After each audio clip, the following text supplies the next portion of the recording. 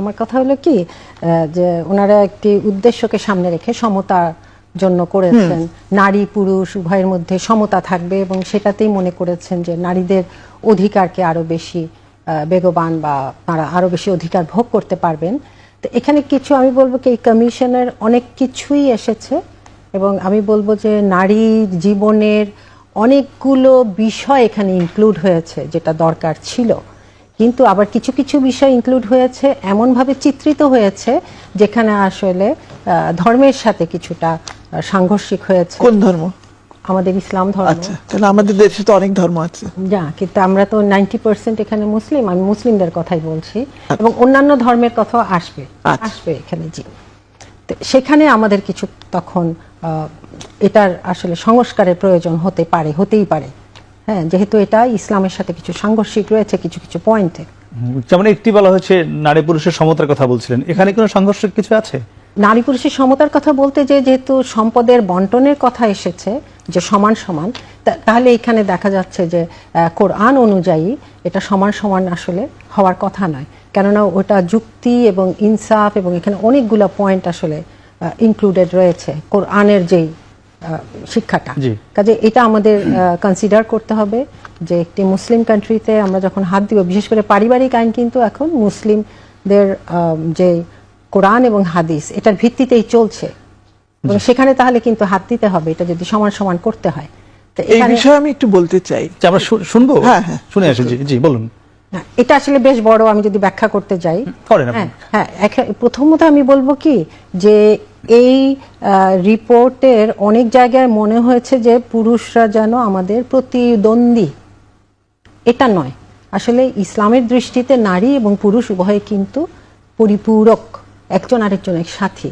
সূরা তওবার ৭১ নম্বর আয়াতে আল্লাহ তাআলা বলছেন যে ওয়াল মুমিনুনা ওয়াল মুমিনাতি বা'দুহুম আউলিয়াউ বা'দ, যে মুমিন নারী ও মুমিন পুরুষ উভয়ের সাথী এবং তারা কি করবে? ন্যায়ের আদেশ করবে, অন্যায়ের প্রতিরোধ করবে এবং আরো কাজ 4টা আছে যে আল্লাহ এবং তার রাসূলের আনুগত্য, নামাজ কায়েম করে ইত্যাদি ইত্যাদি। এই কাজগুলো করবে কিন্তু তারা সাথী হয়ে। দ্বিতীয়ত সূরা নিসায় কিন্তু সম্পত্তি বন্টনের কথা এসছে এবং এখানে আমি বলবো যে সম্পত্তি বন্টনের জন্য যে বেসিক যেই রুলটা ইনহেরিটেন্স লর, এটার প্রাইমারি ইয়ার কোরআন অনুযায়ী মাত্র 5 জন। সেটা হলো মৃত ব্যক্তির স্বামী বা স্ত্রী, তার কন্যা, তার পুত্র, তার পিতা এবং মাতা। এই 5 জনকে খুঁজবে একজন মৃত ব্যক্তির সম্পদ এবং সেখানে কন্যা এবং পুত্র এবং কন্যার শেয়ার আল্লাহ তাআলা নির্দিষ্ট করে দিয়েছেন। এমনভাবে নির্দিষ্ট করেছেন ওই আয়াতটি কিন্তু কাতি বা ডেফিনিটিভ। এই ডেফিনিটিভ আয়াতকে কিন্তু আমরা সংস্কার করতে পারি না। এটা যদি কেউ ব্যক্তিগতভাবে সম্পত্তি বন্টন নিজেরার মধ্যে অ্যাডজাস্ট করে সেটা কিন্তু ভিন্ন। যেমনটা করছে এখন অনেকে। না, নিজেরা করলে আমি সেটাই বললাম, কেউ বলেছেন যে ওখানে কোনো নিষেধাজ্ঞা নাই। না, নিজেরা করলে তো সেটা আইনের মধ্যে গেল না, আইনের আওতায় পড়লো না। আমি বলছি যে এটা কোরআনের ওই আয়াতটাতে আমরা হাত দিতেই পারবো না, বিকজ ইট ইজ ডেফিনিটিভ। আমি আবারও রিপিট করছি, এটা কাতি আয়াত এবং এই আয়াত অনুযায়ী যার শেয়ার সে সেটাই পাবে। আর আমরা যদি সমান দিই, আমরা কিন্তু ভুলে যাই যে এই মৃত ব্যক্তির সম্পদে একজন স্ত্রী বা স্বামী আছেন, বা স্ত্রী যদি ধরি, আরেকজন কিন্তু ওই কন্যাটি আছে এবং কন্যাটির দাদি বা দাদা যেই জীবিত তখন বা মা, নানা, কাজে এখানে নারী কিন্তু আরো আছেন, এমন নয় যে শুধু কন্যাটি নারী। কাজে ইসলাম আসলে সবার মধ্যেই এই সম্পদটা বন্টিত করেছে এবং আমি মনে করি যে এটার পেছনে আমাদের বুঝতে হবে যে এটা আমাদের জন্য অনার্জিত সম্পদ। এটা আমি কিন্তু নিজে অর্জন করিনি এবং আল্লাহ তাআলা আমাদেরকে এই সুযোগ দিয়েছেন বলে আমরা কিন্তু এটা পাচ্ছি। একসময় যেটা রাইট টু লাইফ ছিল না মেয়েদের। হ্যাঁ, এবং আরেকটি ব্যাপার হলো কি, আমি এখানে উল্লেখ করতে চাই যে আমি বিশ্বাস করি যে এটা এমন একজনের কাছ থেকে এসছে এই আইনটা সম্পত্তি বন্টনের, তার উইজডমটা অনেক অনেক বেশি। ইটস লাইক পৃথিবীতে যত ট্যালেন্টেড মানুষ আছে, আমি হার্ভার্ড ধরি, MIT ধরি, যারা আছেন পূর্বে, যারা জন্ম নিয়েছেন, পরবর্তীতেও যারা আসবেন, তাদের প্রত্যেকের উইজডম আর নলেজগুলোকে, ওই মাথাগুলোকে একসাথে করলে যত নলেজ আর উইজডম হবে, আল্লাহ তাআলার নলেজ এবং উইজডম তার চেয়ে অনেক বেশি। এই বিশ্বাস নিয়ে আজকে আমি এখানে। আবার আপনি ধর্মের কথা বলে আবার আপনি অন্যদেরকে সেই সুযোগটা দিতে চাচ্ছেন না, সেটা তো সঠিক না। না, ধর্মের কথা বলে এখানে অন্যের সুযোগ না দেওয়াটা নয়, এখানে ধর্ম যেটা আছে সেটা জানানোটা আসলে আমার কর্তব্য, যেহেতু আমি এই ধর্মকে ভালোবেসে কথা বলছি। এখন আপনি যে অন্য দেশের কথাটা বললেন, USA অর আমেরিকা, সেখানে কিন্তু সম্পত্তি বন্টনও খুব ঝামেলার। যেমন ধরেন আগে যেটা দেখেছি আমরা হয়তো জাস্ট প্রথম চাইল্ড যে সে পেত অথবা শুধু স্ত্রী পেত, এরকম কোনো বাঁধা ধরা রুলস ছিল না। তো এরকম রুলস ছাড়া এখন যেটা 50-50 হচ্ছে, ওটার জন্য যদি আমরা যাইও, এটা অবশ্যই আমি বলবো যে এখানে তাহলে আমাদের আলেমদেরও মতামত নিতে হবে, যেহেতু আমরা একটু আচ্ছা, এটি আমি এই আপনার কথা ধরে একটু জানতে চাই আমি। মালয়েশিয়া তো এস্টাবলিশ আলেম আছেন, Indonesia is a Muslim country. Fauzul, আমি একটু জানতে চাচ্ছি এই কথাটি ধরে আপনার কাছে যে এই যে বাংলাদেশের তো একটি বড় সংখ্যক মানুষ যারা ধর্মভীরু, হ্যাঁ, হ্যাঁ। নিশ্চিত আমি জানি এটা, হ্যাঁ, বেশি। যারা যারা বড় ধর্ম সংখ্যক মেনে না, চলে, বেশিরভাগ। হ্যাঁ বেশিরভাগ, জি, 5% উপর। যারা প্র্যাকটিসিং মুসলিম, হ্যাঁ। সেক্ষেত্রে আপনার যে এই কমিশনের সদস্য আমাকে যে তালিকাটি রয়েছে আপনারা যেটি প্রকাশ করেছেন যে 10 জন, মানে সেটিকে আপনার কাছে মনে হয়নি যে বড় একটি সংখ্যক যারা ইসলাম প্র্যাকটিস করে, যারা আলেম ওলামা, যারা জানে কোরআন হাদিস, তাদের একজন সদস্য এখানে রাখলে এখন যে সমালোচনারই হচ্ছে একমাত্র কমিশন যেদিকে না এই পর্যন্ত ইউনূস সরকারের পর হয়েছে সংস্কার কমিশন, আপনাদের এটি শুধুমাত্র বাতিল চেয়েছে, আর কোনো সংস্কারের কিন্তু বাতিল চাইনি।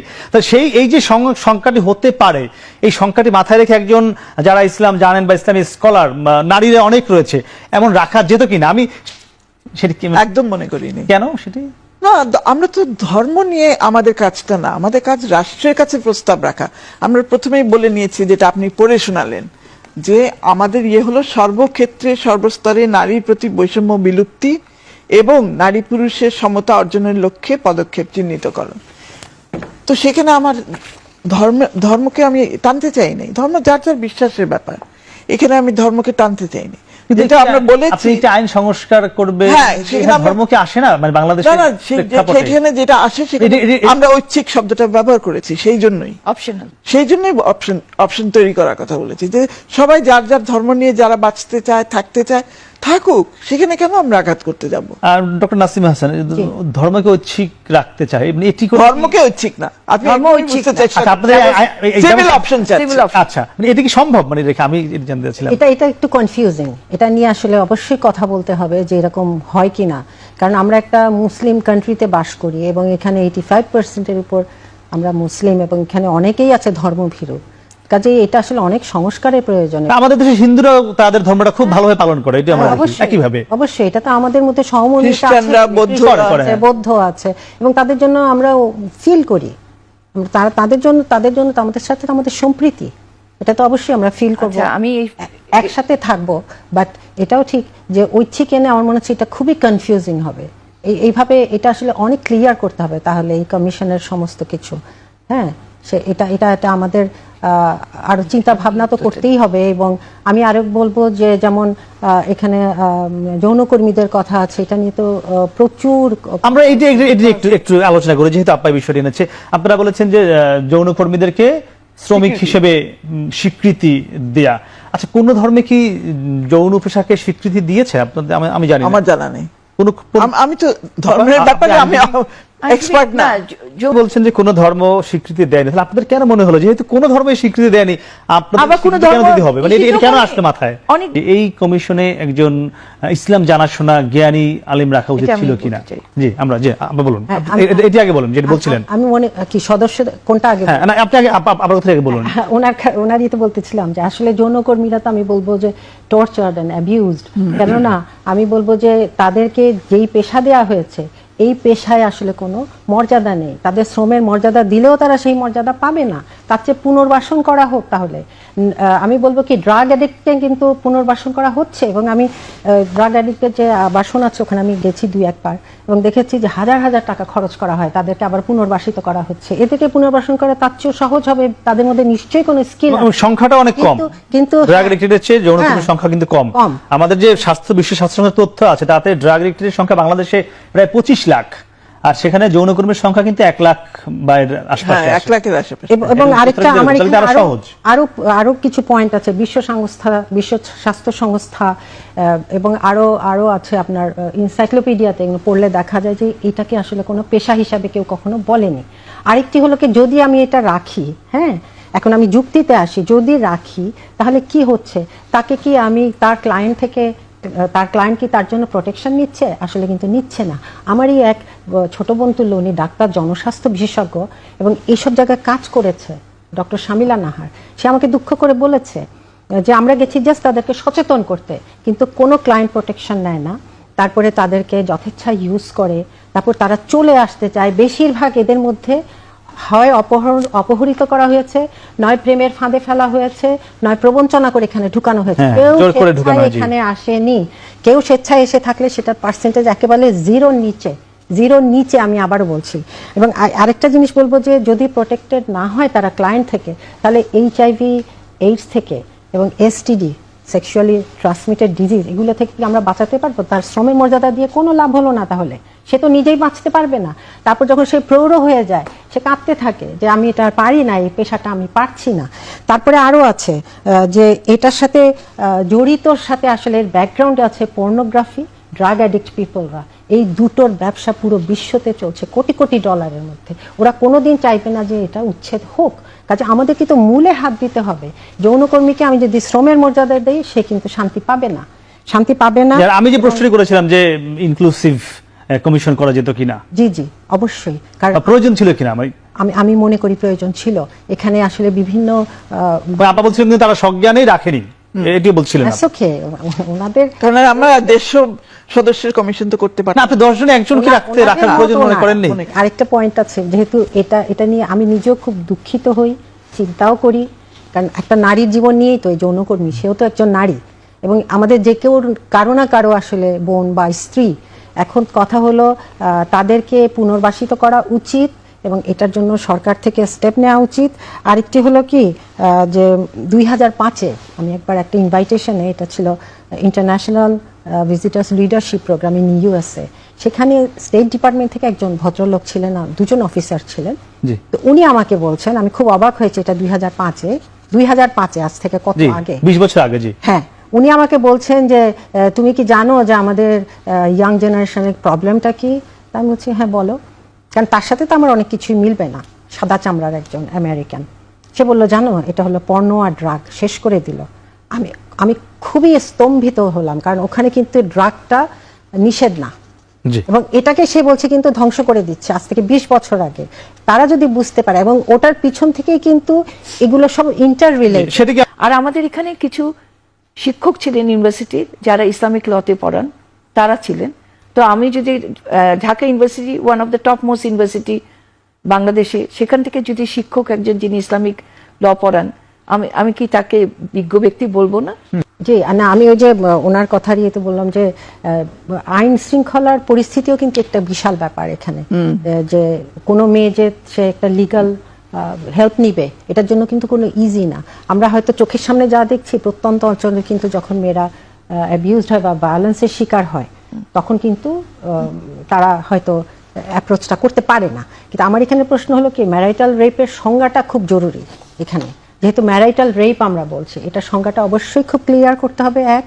আর দ্বিতীয়ত হলো যে নইলে এটা বিভ্রান্তি সৃষ্টি হবে, কেননা স্বামী এবং স্ত্রীর মধ্যে কি হয়েছে এটা প্রমাণ করাটাই খুব কঠিন। এটা প্রমাণ করা খুব কঠিন। সংজ্ঞা দিইনি তো। না আমি বলছি না, কিন্তু আপনাদের আমি বলছি যে এটা সংজ্ঞাটা জরুরি হয়ে যাবে। কিন্তু যেটা এখানে উঠে আসছে যে এটা তার বিরুদ্ধেই অস্ত্র হয়ে যাচ্ছে, তালাকটা মেয়েদের জন্য। কিন্তু ইসলামের শিক্ষা হলো যে বিয়েটা হবে সহজ, তালাকটা হবে কিন্তু কঠিন। এখন আমরা প্রতি পদে যদি রুল ভাঙে, এটা ইসলামের দোষ নয়, যারা এইভাবে প্র্যাকটিস করছে তাদের দোষ। আমরা এটা শুনতে চাই না যে আসলে তালাকের সত্যিকারের পদ্ধতিটা কি। এই যে গ্যাপ দিয়ে করতে হয়, বা রাগের মাথায় দেয়া যাবে না, মেয়েদের পিরিয়ড চলাকালীন দেয়া যাবে না, এটা আসলে কয়জনে মেনটেন করে বা কয়জনে জানে। বরং এই ইনফরমেশনগুলো সামনে আসুক, তখন দেখা যাবে। এবং মূলত আমি বলবো কি যে ইসলামের যত বিধান, যেহেতু বিধানটাই কিন্তু ইনডিরেক্টলি চলে আসছে এই কমিশন নিয়ে কথা বলতে, যে একটা স্ট্রাকচার আমরা চিন্তা করি, এই ফ্রেমের মধ্যে সমস্ত আদেশ নিষেধ সবকিছু সন্নিবেশিত আছে। আমি যদি ওইখান থেকে একটাকে তুলে বুঝতে যাই, তাহলে কিন্তু সাংঘাতিক বিভ্রান্তি এবং কনফিউশন হয়, কারণ এগুলো একটার সাথে ইন্টার রিলেটেড। তারপরেও যেমন যৌনকর্মীর ওই জায়গায় আমি আরেকটা কনক্লুশন আনি, যে তাদেরকে যদি আমরা শ্রমের মর্যাদাও দেই, তাহলে দেখেন ওইটা মেনে নিয়ে দিচ্ছি যে সে অপহৃত হয়েছিল, সে ফাঁদে পড়েছিল, সে প্রবঞ্চিত হয়েছিল, এটা একটা মানে আমি বলবো একটা শাস্তিযোগ্য অপরাধ কেউ করে কিন্তু ওকে এই কর্মীটা বানিয়েছে। তার মানে ওগুলা তো বন্ধ করতে হবে না। করণীয় হলো এটাই যে এটা আসলে আমাদের অনেক যাচাই বাছাইতে অবশ্যই করতে হবে, এবং যেগুলো পয়েন্ট আমরা অ্যাড্রেস করলাম, ওগুলোতে যেখানে আমাদের অনেক ভুল বুঝাবুঝি আছে, এগুলোর অবশ্যই অপনোদন প্রয়োজন। এগুলো তো ভুল বুঝাবুঝিটা আমাদের ঠিকঠাক করতে হবে, কারণ আমরা তো আলটিমেটলি একটা দেশে বাস করি, বাংলাদেশেই বাস করি, এবং সেখানে সবারই যাতে বেনিফিট হয় এরকম জিনিসই আমাদের লাগবে, আইন কানুন সবকিছু। এবং আমরা মুসলিম হিসাবে মনে করি আমাদের ধর্মীয় আইনে কোনো পরিবর্তন, ধর্মকে বাদ দেওয়ার কোনো আসলে ধর্মকে বাদ দেওয়ার কথা বলা হয়নি, অপশনাল আপনি বলেছেন। আমরা আপনি এখন পর্যন্ত আমি কি বলছি সেটা বুঝতে পারছেন না, চেষ্টাও করছেন না না অবশ্যই না, আমরা বলছি পারিবারিক আইন যেমনটা আছে তেমনটাই থাকবে। আমরা তার বাইরে একটা সিভিল অপশন চাচ্ছি, যারা নাকি পারিবারিক ধর্মভিত্তিক পারিবারিক আইনের বাইরে তাদের বিয়ে, তাদের সন্তানের অভিভাবকত্ব ইত্যাদি ইত্যাদি তারা যেন করতে পারে। এমন উদাহরণ কোন কোন দেশে আছে? এই যে আপনি যেটা কথা বললেন, বিশ্বের কোন কোন দেশে? আমি ঠিক জানি না, আমি আমার দেশ নিয়ে চিন্তা করি। আমি কোরআনের যে আইন যেটি বলা হচ্ছে সেখান থেকে তো তার বাইরে গিয়ে কিছু আপনারা সুপারিশ করেছেন, সেটা যারা ধর্ম পালন করে তারা কেন মানবে না? শুধু কোরআনের কথা উঠছে কেন? That is a very wrong thing. আমরা কোরআনের কথা উঠছে কেন? আমাদের দেশে 4টা ধর্ম লোক বসবাস করে, আরো বেশি থাকতে পারে। আচ্ছা, আরো বেশি ছোট আছে। ছোট ক্ষুদ্র জাতিসত্তা যারা, তারা আবার বিভিন্ন রকমের আমি সেটা সম্পর্কে বলতে যাচ্ছি না। আমরা সিম্পলি বলেছি যারা ধর্মভিত্তিক আইনের বাইরে বসবাস করতে চায় তাদের জন্য একটা অপশন তৈরি করা। কত শতাংশ আছে আপনার মনে হয় ধর্মভিত্তিকের বাইরে? জানি না, একজন না, তারা না জানলে আপনি সেদিকে কেন এত গুরুত্ব দিবেন? এটা তো আপনার যেহেতু বাংলাদেশের আপনার কথা মতোই যদি আমরা বলি মুসলমান ধরি যদি 85% হিন্দু আছে আরো 6-7% বা আরো বেশি থাকতে পারে, সেজন্য আইন তাদের ভাগ করা হবে, আইন কি ওইভাবে ভাগ করা হবে? তাহলে কি বিষয়টি আমরা সংখ্যাগরিষ্ঠতা উপরে সব। তাহলে আপনাদের সুপারিশগুলো মানে একটু দেশকে অস্থিতিশীল করার জন্য তো আরো ইতিবাচক হিসেবে কাজ করতে পারে। হ্যাঁ, মানে আপনি তো যদি যেহেতু 95 থেকে 97% মানুষ কোনো না কোনো ধর্মের, তাহলে তাদের মতামত কি, তাদের চাওয়াটাই কিন্তু গুরুত্ব দেওয়া উচিত ছিল। সেজন্য তো সেখানে আমরা কোনো আঘাত করছি না, সেখানে কোনো ইন্টারফিয়ারেন্সই করছি না। আমরা বারবার বলছি ধর্মভিত্তিক আইন বাতিল করার কথা তো আমরা একবারও বলিনি। না, বলেননি। ওটা থাকুক, না, কিন্তু তার বাইরে একটা অপশন তৈরি করেন। যখনই আপনি বলছেন সমতার কথা, সেটি তো আপনার ধর্মের বাইরে চলে যাচ্ছে। আমি সেটি বলছি, আমি আপনার এক্সাম্পল দিয়ে সেটি বললাম। না তো ধর্মকে আমাকে সমতার বাইরে রাখে মনে হয় না।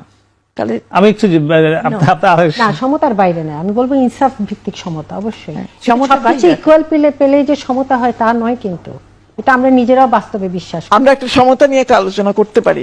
শিরিন পারভিন হক, আমাদের সঙ্গে ছিলেন ফাউজিয়া করিম ফিরোজ এবং ডক্টর নাসিম হাসান। আপনাদের তিনজনকে অসংখ্য ধন্যবাদ। দর্শক, আমরা কথা বলছিলাম নারী বিষয়ক যে সংস্কার কমিশন, তাদের যে সংস্কারের প্রস্তাবগুলো ছিল সেগুলো নিয়ে। আমরা এখানে একটি বিষয়ে এসে সমাধান হলাম যে 433টি যে সুপারিশ তারা দিয়েছেন, এই সুপারিশের ভিত্তিতে যেগুলো নিশ্চয়ই রাষ্ট্রের জন্য ভালো, দেশের মানুষের জন্য ভালো, সেগুলো খুব শীঘ্রই বাস্তবায়ন হয়ে বাংলাদেশ সঠিক পথে এগোবে ঐক্যবদ্ধভাবে। সে প্রত্যাশা আজকের মতো শেষ করছি। শুভরাত্রি।